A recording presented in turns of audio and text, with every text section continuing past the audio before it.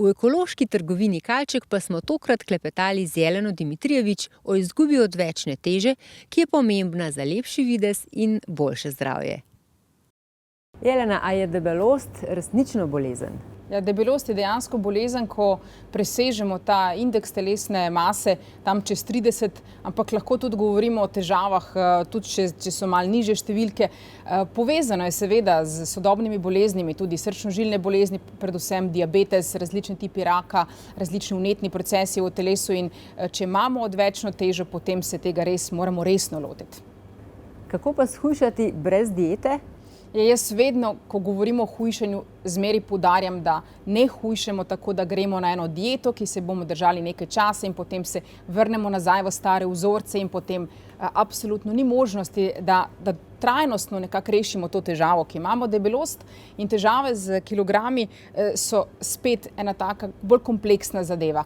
Ni samo hrana, seveda, da je takrat, ko užijemo in procesirano hrano in veliko hrane, ki vsebuje nepotrebne kalorije in tako dalje, ampak je tudi povezana z našimi notranjimi občutki, se pravi, dostikrat tisti, ki tudi kot majhni niso imeli tega občutka varnosti, niso se počutili recimo ljubljeni, takrat imajo to željo, da kompenzirajo stvari na tak način, da zaužijo hrano, ki bo na kemijski ravni, recimo tudi kar se hormonov tiče, malo pomirila. Tako da je treba ugotoviti, zakaj sploh prihaja do tega, kdaj smo se začeli rediti. A je to povezano s kakšno fizično zadevo ali je povezano s psihičnimi vzorci.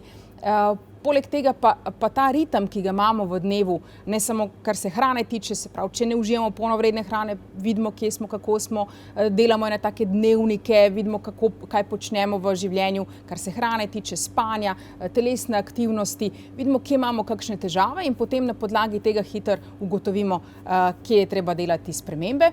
Tako da v bistvu, če jemo polnovredno hrano, jaz zmeri poudarjam sadje, zelenjava, stročnice, žita, vlaknine so izjemno pomembne, zaradi tega, ker uravnavajo krvni sladkor, tudi nam pomagajo, da se počutimo bolj siti, tako da bomo manj hrepeneli po hrani, ki je za nas problematična. S tem začnemo in potem nadaljujemo z drugimi stvarmi, predvsem tako vidimo, kakšni so naši dnevni ritmi in če tam stvari ne funkcionirajo, potem začnemo tudi spreminjati te zadeve. Kateri pa so še ukrepi, ki nam pri tem lahko pomagajo? Ja, vsekakor si lahko pomagamo s kakšnimi rastlinami, tukaj predvsem govorimo recimo o gurmarju iz Ajurvede, pa tudi Garcinia Kambodža v taki tudi polnovredni obliki, to dobimo brez kakršnihkoli dodatkov.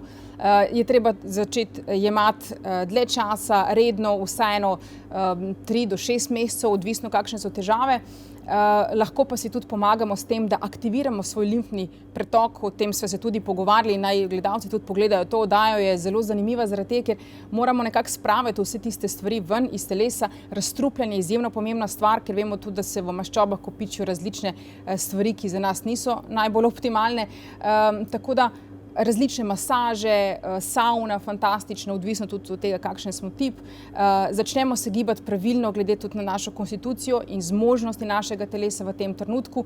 Nikoli ne pozabimo na dobro spanje zaradi same regeneracije, zniževanje stresa, zaradi tega, ker če smo pod stresom, potem tudi je to nihanje krvnega sladkorja, kar spet vpliva na to, da imamo željo, da bi zaužili nekaj, kar povzroča tudi debelost.